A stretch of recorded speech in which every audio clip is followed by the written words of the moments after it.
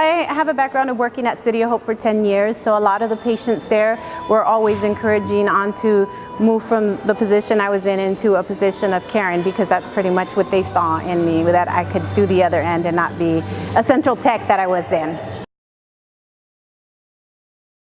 A blood drive that we hosted with City of Hope, we had it with American Career College, and just the feedback that I got from the students there, where they were just saying it's amazing.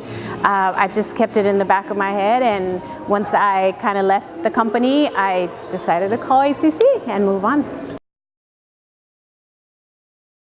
They definitely did. I mean, I've talked to other people that have gone to different schools, and they were amazed at the fact that we had clinicals right off the bat. Some schools I hear don't have clinicals till term 4, so this was actually, I mean, a great school. It actually threw us in, had us do the hands-on, and really work hard with us.